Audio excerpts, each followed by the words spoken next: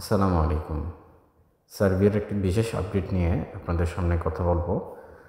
Basically যারা নতুন file জমা দিবেন এখন ডিসেম্বরে, তাদের জন্যই মূলত এই ভিডিওটা।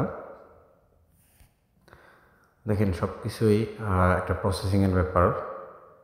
সার্বিয়ার ভিসা হোক বা অন্যান্য ভিসা হোক, অন্যান্য দেশের ভিসাগুলাই হোক, ইউরোপিয়ান যে দেশের ভিসাগুলা সাধারণত আপনারা সবাই জানেন যে ইউরোপিয়ান অ্যাম্বাসিগুলো সাধারণত জানুয়ারি, ফেব্রুয়ারি এই সময়গুলোতে অনেক দিন সময় বন্ধ থাকে। এটা তাদের একটা ভ্যাকেশন। তো আপনারা যদি আপনাদের সময় নষ্ট না করতে চান, তাহলে আপনারা বর্তমান সময়ে এখন ফাইল জমা দিন না। আপনারা নতুন বছরে 2025-এ আপনারা জানুয়ারির পরে ফেব্রুয়ারি থেকে ফাইল জমা দিতে পারেন।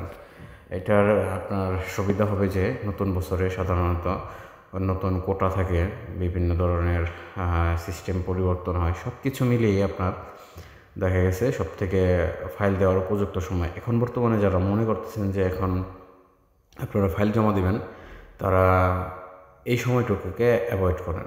ডিসেম্বর এই 2-4টা মাস আছে, এটা আপনারা অ্যাভয়েড করেন। আপনারা নতুন বছরে 2025-এ আপনারা জানুয়ারি শেষের দিকে বা ফেব্রুয়ারিতে শুরুতে আপনারা ফাইল জমা করেন। তখন যে পরিস্থিতি, এটা আপনারা আরও ভালো করে জানতে পারবেন, বুঝতে পারবেন যে তখন কি অবস্থায় আছে।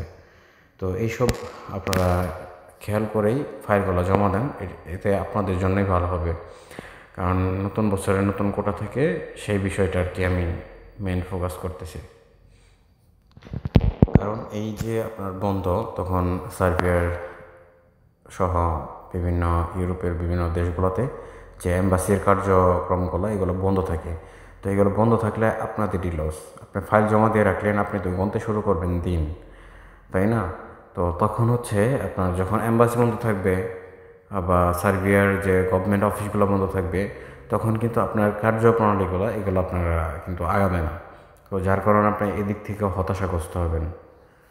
তো এটা না করে আপনারা যারা ফাইল জমা দিবেন, তারা 2025-এ জানুয়ারির শেষের দিকে অথবা ফেব্রুয়ারির দিকে প্রথম দিকে ফাইল জমা করেন।